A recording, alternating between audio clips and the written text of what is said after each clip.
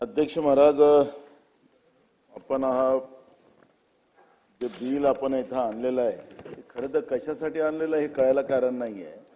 आणि अध्यक्ष महाराज, याच्यातले जे उद्देश आपण पाहतोय ही माथाडी व्यवस्थाच उद्ध्वस्त करायचं सरकारचं धोरण आहे का हा याच्यातून दिसतंय.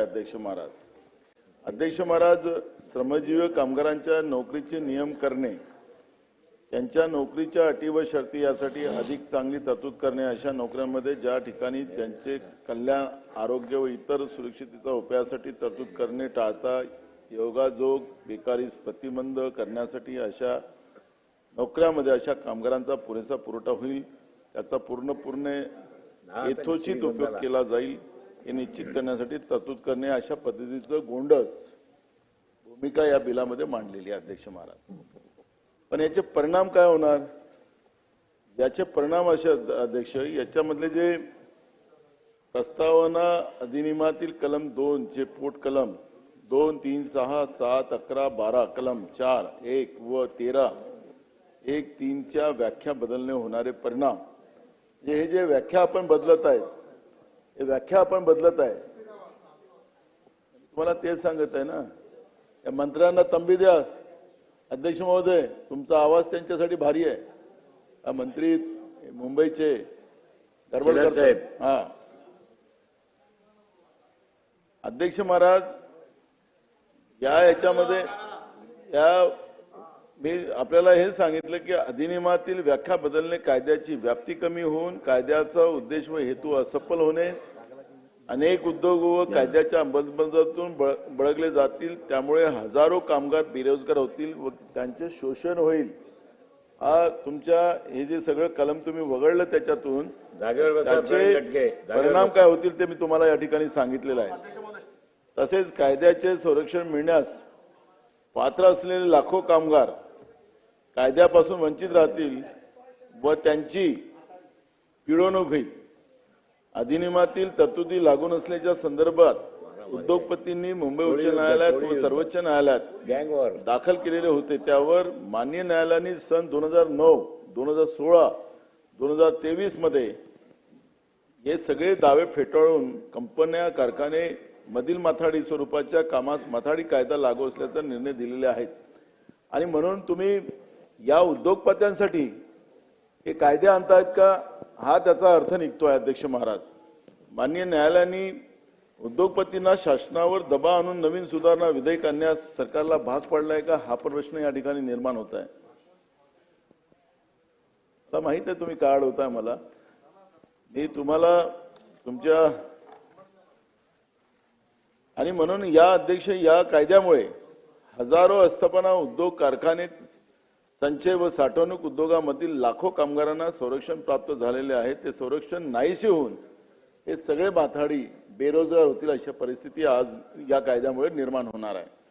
अध्यक्ष महाराज, याच्यातलं ब अधिनियम 3 व 2 व क कायद्यातील तरतुदीनुसार प्रत्यक्षात काम करणाऱ्या कामगारांची नोंदणी केली जाते, त्याऐवजी नवीन भरती करून एक प्रतिशा यादी तयार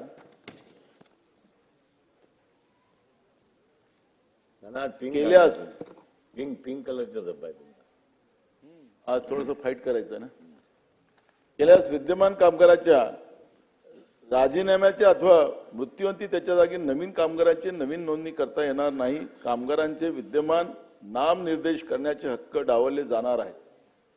अध्यक्ष महाराज, क कलम 14(1) या कलमामध्ये क अ ची तरतूद लागू केल्यास राज्य सरकार महाराष्ट्र माथाडी सल्लागार समिती निर्माण करणार नाही, त्यामुळे या नवीन तरतुदीचा दुरुपयोग केला जाईल. माथाडी कायदा कलम 5 नुसार उद्योगांना मंडळ योजना लागू होते किंवा नाही, तसेच कलम 22 नुसार कोणत्या उद्योगास अथवा कामगारांना कायद्यातून सूट द्यावी, असे निर्णय राज्य सरकार परस्पर एकतर्फी घेऊन कामगारांचे शोषण होण्याचे धोके या कायद्यामध्ये येत आहेत. एक मिनिट, सभागृहाची वेळ कामकाज संपेपर्यंत वाढवण्यात येत आहे.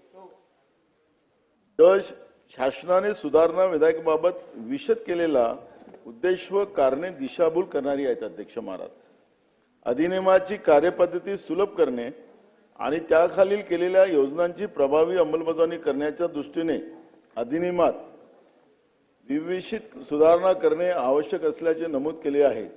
तथापि हा उद्देश दिशाभूल करणारा आहे. विद्यमान कायद्यातील तरतूद परिणामकारक असताना त्या तरतुदी मालकधार्जनी करून कायदा कमजोर करण्याचा प्रयत्न या कायद्याच्या अनुगत होत आहे. अध्यक्ष महाराज, माननीय मुंबई उच्च न्यायालय व सर्वोच्च न्यायालय यांनी विद्यमान कायदा ज्या ज्या उद्योगांना लागू आहे असे महत्वपूर्ण न्यायालयीन निकाल दिलेले आहेत. त्या उद्योगांना कायद्याच्या व्याख्या बदलून कायद्यातून मुक्त करण्याचे धोरण सरकारने अवलंबले आहे. अल्पभूधारक शेतकरी, डोंगराळ व दुष्काळी भाग, आर्थिक मागास योजना, आर्थिक मागास समाज इत्यादी प्रतिकूल परिस्थितीतून विविध उद्योगात हमाली कामे करत असलेल्या असुरक्षित कामगारांना मिळालेले कायद्याचे संरक्षण सुधारणा विधेयकाद्वारे काढून घेण्याचा प्रयत्न शासन करत आहे. अध्यक्ष महाराज, मी तुम्हाला या ठिकाणी कारण की आपण पाहतोय अध्यक्ष महाराज, आपण माथाडी कायदा या हातावर कमवणाऱ्या खाणाऱ्या लोकांसाठी जो आपण कायदा तयार केलेला होता, हा कायदा आता उद्योगपत्यांसाठी अडचणीत आहे. आणि हे सरकार उद्योगपत्यांच्या धार्जनीचा कायदा बनवत आहे आणि कामगारांचं शोषण करायला आपण लावताय. हे बोलताय. तर अध्यक्ष महाराज, या कायद्यामुळे या कामगारांचं आणि माथाडी कामगारांचं नुकसान केलं जाणार आहे. आणि म्हणून जो कायदा आज आपल्याजवळ अस्तित्वात आहे अध्यक्ष महाराज, हा कायदाच आजच सक्षम आहे अध्यक्ष महाराज. पण या कायद्यामध्ये जे सुधारणा आपण आणतात आणि जे गोंडस आपण जे काही सांगितलं की आम्ही कशासाठी हा कायदा आणतोय, याच्यातली वस्तुस्थिती या ठिकाणी नाही. आणि मंत्री महोदय, आपण हे पाप करू नका हा कायदा. कारण की हा कायदा हा माथाडी कामगारांच्या शोषणाचा कायदा आपण आणतात. आणि कृपया आमची नम्र विनंती आहे, बहुमताच्या आधारावर, पाचशे बहुमताच्या आधारावर हा अधिकार तुम्हाला कामगारांनी, माथाडी कामगारांनी आपल्याला दिलेला नाही. आणि हा उद्योगपती धार्जनी कायदा आणून हा माथाड्या कामगारांचं नुकसान आणि शोषण तुम्ही करतात, असा माझा आरोप आहे. आणि म्हणून या बिलाला मी विरोध करतो. चला, प्रताप अडसड. धन्यवाद अध्यक्ष महोदय.